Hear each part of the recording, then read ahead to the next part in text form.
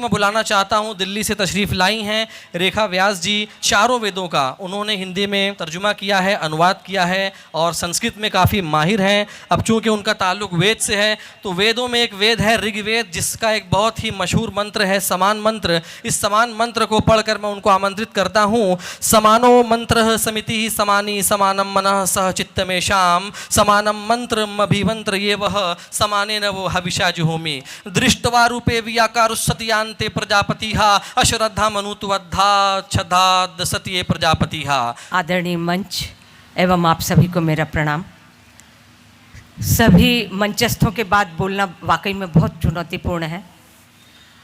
सभी की बातों का मुख्य सार यही था कि धर्म के मर्म को जब तक कर्म में न उतारा जाए तब तक जीवन की सार्थकता नहीं होती। डॉक्टर साजिद सिद्दीकी जी ने 2014 में जो महत्वपूर्ण कार्य किया उसे पूरा मानकर ही नहीं बैठ गए, बल्कि उसके आगे का मुकम्मल मुकाम तय किया। और वो मुझे नहीं लगता कि अब ऐसे ही रुक जाएगा, वो मुसलसल रहेगा, ऐसा है। आत्मा, परमात्मा, ब्रह्म तथा एकेश्वरवाद का जो नाद निनाद श्रीमद् भागवत गीता और कुरान शरीफ में मिलता है, उसके लिए आपने तमाम उम्र लगा दी और अभी भी समर्पित है। इसी बात से ये जाहिर होता है कि श्रेष्ठ जनों यद यद आचरति लोकस्तद अनुवर्तते। श्रेष्ठ लोग जिस जिस चीज को आचरण में उतारते हैं, लोग या दुनिया उसका अनुकरण करती है।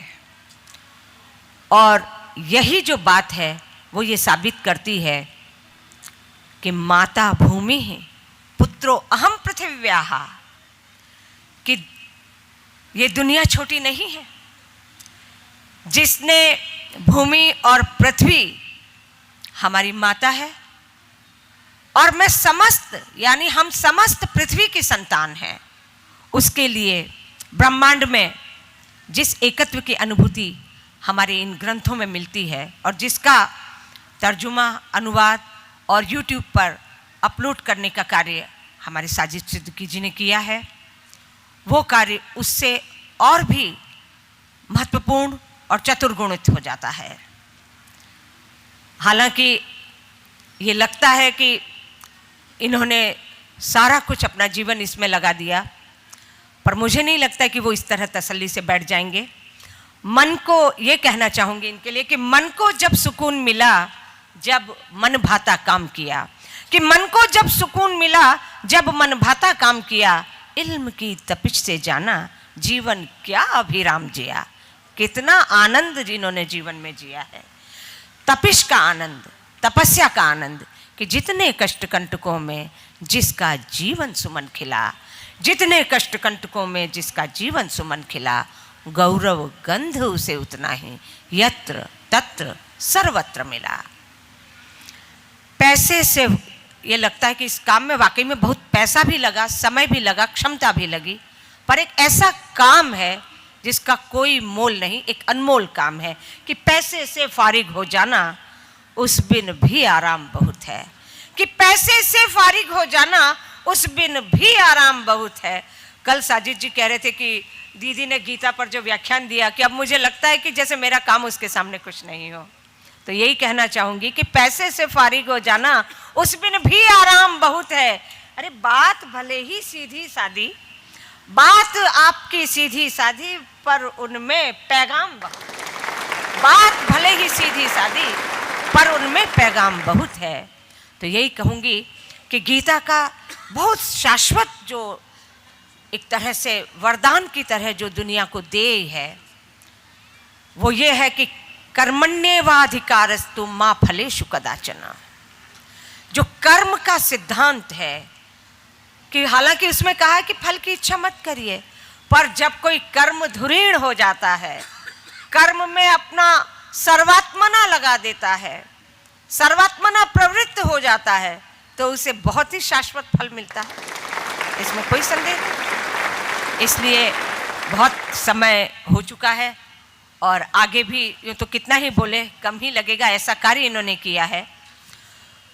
यही कहेंगे कि कुरान शरीफ और श्रीमद् भागवत गीता जो भांति भांति से अलग अलग लगने वाले ग्रंथ हैं, उनमें कितना ऐक्य और साम्य है, उसको आपने एक व्यावहारिक रूप से ये साबित करके दिखाया है। ये बहुत बड़ा कार्य है। कुर्वन्नेह कर्माणि जीवे मन शरदः शतम। 100 वर्ष तक जीवन की कल्पना भी इसमें कम लगती है। तो आपने एक तरह से कुरान शरीफ के आलोक में या कुरान शरीफ की रोशनी में दुनिया को रोशन करने का जो जिम्मा उठाया है, वो वाकई में यही कर पाएगा कि एक दीप तुम जलाओ, एक दीप हम जलाएं, कि एक दीप तुम जलाओ, एक दीप हम जलाएं, कुछ अंधेरा तुम मिटाओ, कुछ अंधेरा हम मिटाएं, कि कुछ अंधेरा तुम मिटाओ, कुछ अंधेरा हम मिटाएं। आखिर दुनिया को आपने सबसे बड़ी नहीं ज्ञानेन सदृशम पवित्रम कोपि विद्यते वाली बात है, और हमारे मौलाना साहब ने भी कहा है, उसका सार यही है कि एक ज्ञान कर्म भक्ति इनका समन्वय जब हो जाता है तो उस एकत्व की जो अनुभूति होती है वो व्यक्ति को अलग रहने ही नहीं देती, चाहे वो किसी जाति, किसी धर्म, किसी संप्रदाय, किसी देश का हो। तभी तो कहते हैं कि चमन में फूल खिले भांति भांति के, मगर सभी का होता एक ही चमन, और रहने वाले हम किसी भी प्रांत के, है एक अपनी धरती एक ही वतन। तो ब्रह्मांड में जिस एकत्व की कल्पना और अध्यात्म के द्वारा आपने ये जो बीड़ा उठाया है, तो ये यात्रा आपने न केवल श्रीमद् भागवत और कुरान शरीफ के आलोक में या उसकी रोशनी में दुनिया को रोशन करने का जिम्मा लिया है, बल्कि एक तरह से व्यक्ति के ज़हनों को, उनकी तबीयत को, उनके पूरे चिंतन को आपने प्रभावित किया है। तो ये यात्रा है अज्ञान से ज्ञान की ओर ले जाने की, अन्याय से न्याय की ओर ले जाने की, और एक ऐसी यात्रा जो व्यक्तियों के मन, मस्तिष्क और उन सबको हमेशा रोशन करती रहे, आलोकित करती रहे। तो यही कहना चाहूँगी कि आपने घर वालों के प्रति बहुत कृतज्ञता ज्ञापित की। वाकई में उनके सहयोग के बिना, और आपने अपने वालिद साहब के प्रति जो कहा उसको देखकर मन बहुत भीग गया। तो यही कहूँगी कि घर तो केवल घर होता है, ख्वाबों का बिस्तर होता है, हर कोई हो जाता नन्हा, तन्हा भी न रहता तन्हा, सागर अंजुरी भर होता है। घर तो केवल घर होता है, और पंछी आकर सब जुटते हैं, आकर सब खुलते हैं जब ऐसा अवसर होता है। घर तो केवल घर होता है। तो बस आप सबने आत्मदीपो भव, स्व प्रकाशित होने की इस यात्रा में, बल्कि मैं ये कहूँगी कि ये यात्रा मुसलसल है, यात्रा का पड़ाव है। ये YouTube पर जो अपलोड आपने किया है, अभी तो बहुत से किस्से खुलने बाकी हैं। तो इस यात्रा को आप अनवरत रखें और इस पड़ाव को पड़ाव माने, ताकि हमें और भी बहुत सारी शुभ चीज़ें, बहुत सारी एक ऐसी जहनों को रोशन करने वाली बातें मिलती रहें।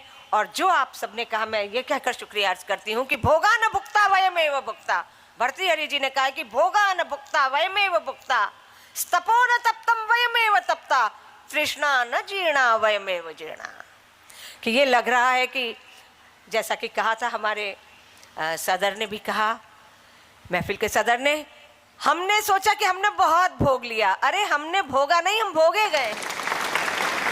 लगा है कि हमने तो बहुत वो कर लिया है, तप्त जीवन को वो कर लिया है। अरे भाई आप तो स्वयं तपे हैं, और सोचा कि बहुत कुछ पा लिया। अरे ये जो तृष्णा है वो जीर्ण नहीं हुई, तृष्णा तो जवान ही बनी रहेगी, आप जीर्ण हो रहे हैं। तो ये जो सार आपने दुनिया की उसको दिया है वो बहुत बड़ी बात है, और इसी तरह देते रहे। और आप सबने ये जो सहयोग किया है वो कभी न भूलने वाला सहयोग है, और ऐसा सहयोग है जिसके लिए हमेशा ये कहा जाता है, नॉलेज इज़ ए पावर, कि आप ज्ञान के लिए प्रवेश करें और सेवा के लिए प्रस्थान करें।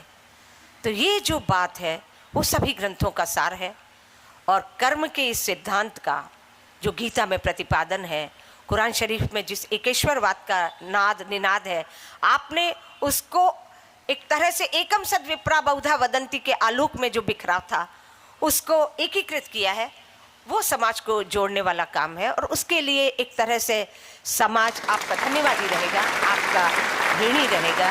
बस यही कहूँगी कि आप इस तरीके की कोशिश को जारी रखें, निरंतर रखें। यही हम सबके लिए एक तरह से अन्याय से न्याय की ओर जाने की, अंधकार से प्रकाश की ओर जाने की, और एक तरह से ये कहें कि तमस से आलोक की, यानी अंधकार से रोशनी की ओर जाने की यात्रा है। धन्यवाद।